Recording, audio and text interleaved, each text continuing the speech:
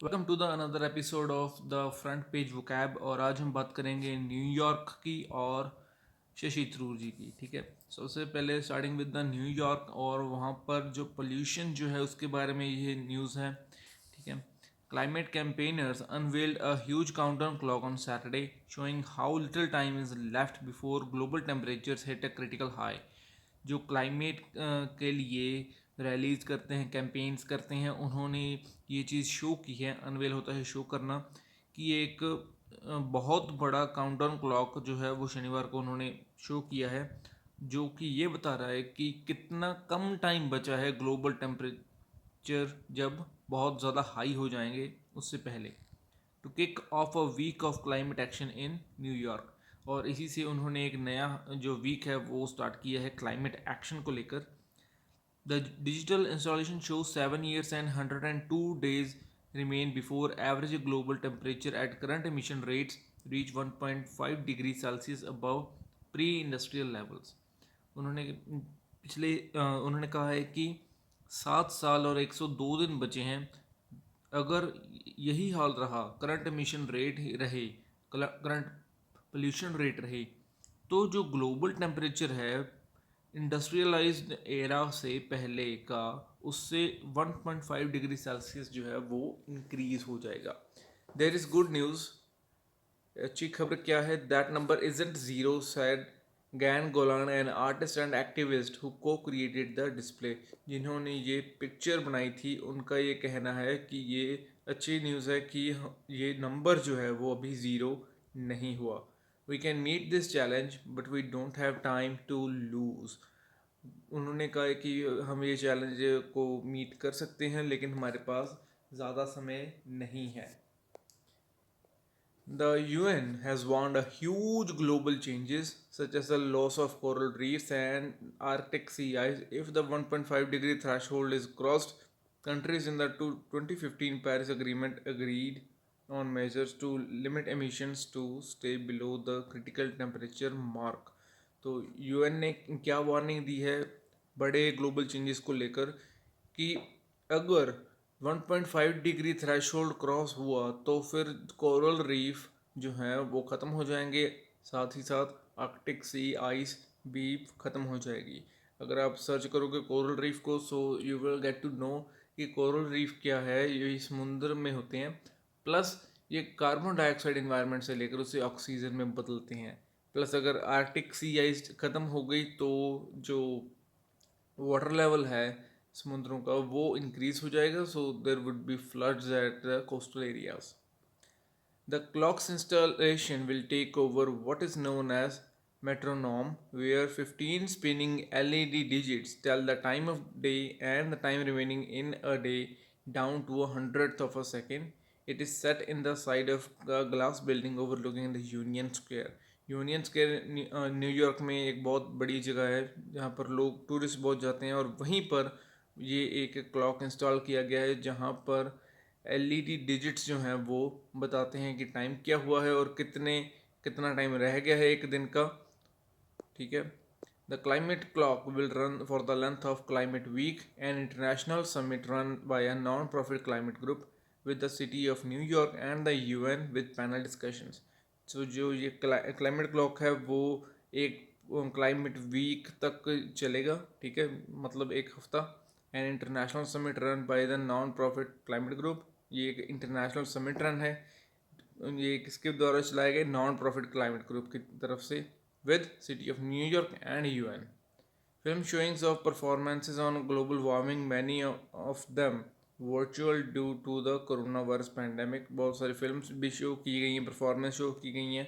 ठीक है, a monumental challenge needs a monument, and the climate clock could serve as this constant public reminder in the media and cultural capital of the globe of the shared deadline।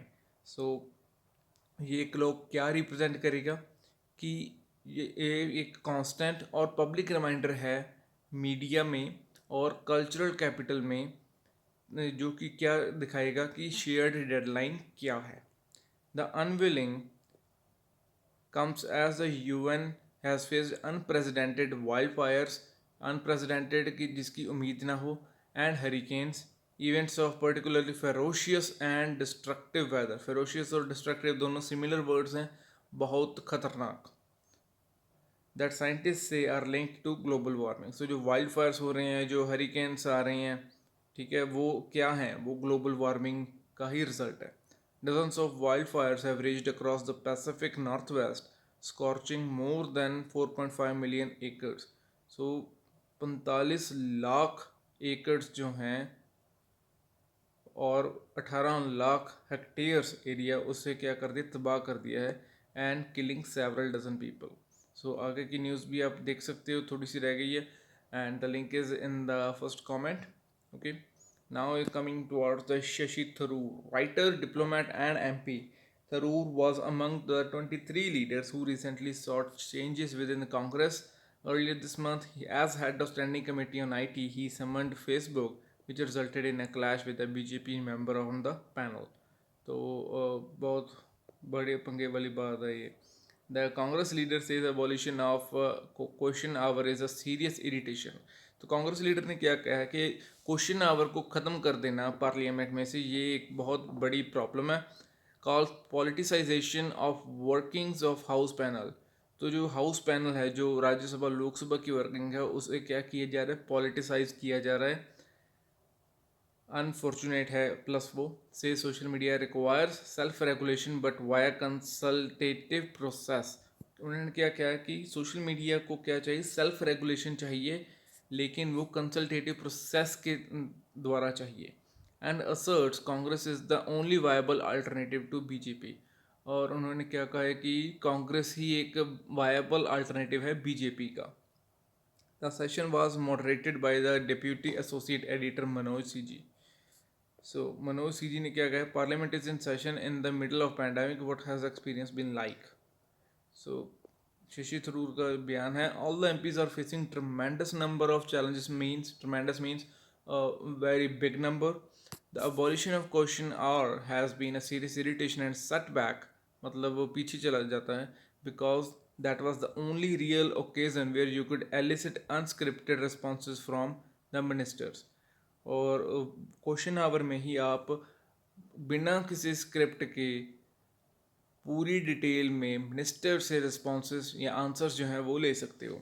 Another constraint which is a little more surprising is the unwilling of the government so far to discuss very serious issues.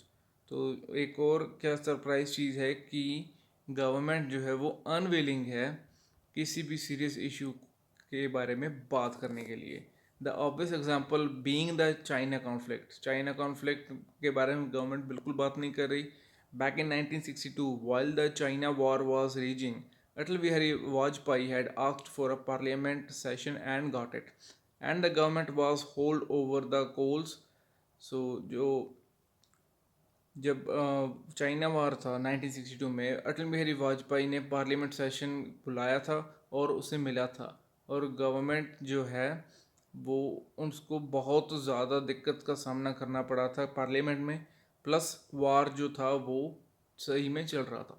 It was an extraordinary phenomenon, but sadly now we are finding that Indian democracy has actually become a stepchild of the government's unwillingness to confront the matter. और जो आज है वो क्या है कि government की unwillingness की वजह से वो गवर्नमेंट चाइना के मुद्दे को लेकर वो कोई भी बात करना नहीं चाहती. So next question is from the Liz Matthew. We have seen a lot of conflict in parliamentary committees recently. How do you view these developments? It is a disturbing evolution in our practice. Disturbing evolution mean evolution होता है change आना, ठीक है. Disturbing means दिक्कत वाला. From my own experience, it started with the BJP's unprecedented decision to take the External Affairs Committee chairmanship for itself. तो BJP की unprecedented decision था, ठीक है, जिसे सोच भी नहीं सकते थे. उन्होंने क्या कि एक्सटर्नल अफेयर कमेटी की चेयरमैनशिप को अपने पास रख लिया. I am sorry to say that the government has put more importance on limiting the discussion. और इसी वजह से वो कह रहे हैं कि गवर्नमेंट किस चीज़ को इम्पोर्टेंस दे रही है कि डिस्कशन को लिमिट कर दिया जाए, कम कर दिया जाए. Despite the China crisis, the present chairman has told the External Affairs Committee that it cannot be discussed because it pertains to national security. और इसी वजह से एक्सटर्नल अफेयर कमेटी जो है वो उनके चेयरमैन जो कह रहे हैं कि डिस्कशन नहीं हो सकती क्योंकि वो नेशनल सिक्योरिटी के लिए खतरा है. Well, you may as well wind up the External Affairs Committee if you can't discuss national security. तो फिर I find this attitude rather perplexing. और इसी वजह से जो एक्सटर्नल अफेयर्स कमेटी है तो उसे ख़त्म ही कर देना चाहिए क्योंकि आप नेशनल सिक्योरिटी की बात ही नहीं कर सकते. तो और भी क्वेश्चंस हैं, बहुत बड़ा है. And I would really recommend कि अगर आप शशि थरूर के बयानों को सुना करें बिकॉज ही यूजेस अ बहुत बड़ी वोकेबलरी वो यूज़ करते हैं अपनी डेली लाइफ में. So you can learn a lot from him. So that's all for today. Please subscribe to my channel, watch the recommended video, and if you have any question regarding the this show, you can ask in the comments. कोई भी feedback हो, please also put that down in the comments. Thank you.